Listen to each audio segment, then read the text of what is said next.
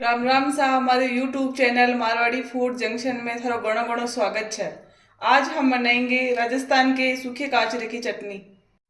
मैंने यहाँ पे काचरे को धूप में सुखाकर इसका मिक्सर ग्राइंडर में पाउडर बना लिया है। पाउडर नहीं ज़्यादा मोटा हो नहीं ज़्यादा पतला हो। देखो मैंने यहाँ पे पाउडर करके बना के स्टोर कर रखा है। आप इसको लंबे टाइम तक भी स्टोर कर सकते हो। तो चलो स्टार्ट करते हैं। मैं यहाँ पे 2 चम्मच पाउडर ले रही हूँ काचरे का। आप चाहो तो ज़्यादा भी ले सकते हो। 2 चम्मच मैं यहाँ पे लाल मिर्च पाउडर ले रही हूँ। आप ज़्यादा तीखा पसंद करते हो तो तीखा भी डाल सकते हो। आधा टीस्पून नमक डाल रही हूँ। नमक आप स्वाद अनुसार ले सकते हो। अब मैंने यहाँ पे फ्रेश दही लिया है, उसकी 3 से 4 चम्मच मैंने फ्रेश दही की लिया है।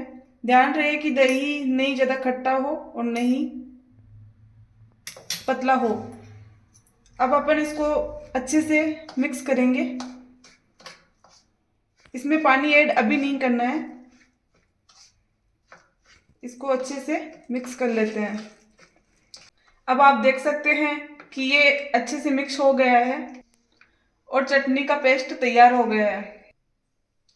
अब अपन एक कढ़ाई लेते हैं। कढ़ाई को गैस पे रखते हैं।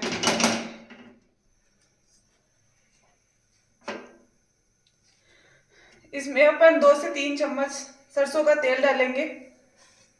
तेल की मात्रा हमें थोड़ी ज़्यादा रखनी है ताकि अपनी चटनी सूखी सूखी नहीं रहे, अच्छे से पक जाए।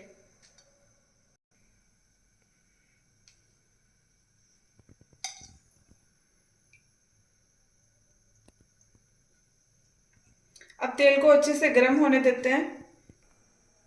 देखिए तेल अपना अच्छे से गर्म हो चुका है। अब मैं यहाँ पे आधा टीस्पून यहाँ पे जीरा ऐड कर रही हूँ। आधा टीस्पून मैं यहाँ पे राई ऐड कर रही हूँ। गैस की आंच अपने को मीडियम फ्लेम पे रखनी है। देखो अच्छे से चटक रहा है अपना जीरा और राई। मैंने यहाँ 10 से 12 लहसुन की कलियां ली हैं और उसको कूट के डाल रही हूँ।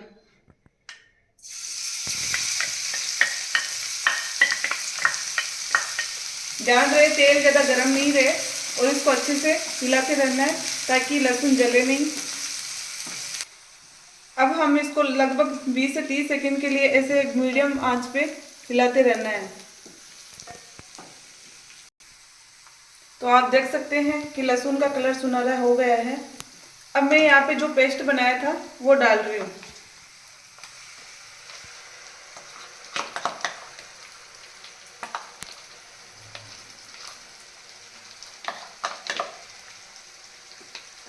अब इसको अच्छे से मिक्स करना है।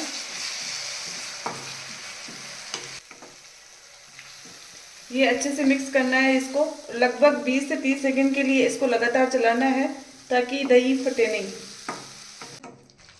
यहाँ गैस की फ्लेम मीडियम रखें ताकि चटनी अपनी अच्छे से पक जाए। अब चटनी देखो तेल छोड़ने लग गई है। अब इसको अपन 20 से 30 सेकंड के लिए और अच्छे से पकाते हैं मीडियम फ्लेम पे। आप देख सकते हैं कि तेल चटनी के ऊपर आ गया है। चटनी के तेल ऊपर आने से पता चलता है कि अपनी चटनी तैयार हो चुकी है। अब हमारी स्वादिष्ट खट्टी मीठी काजरे की चटनी तैयार हो चुकी है। राजस्थान में इसे बाजरे की रोटी के साथ खाया जाता है। ये बहुत टेस्टी लगती है। आप चाहो तो पराठे पूरी के साथ भी इसे सर्व कर सकते हो। हमारी रेसिपी देखने के लिए धन्यवाद।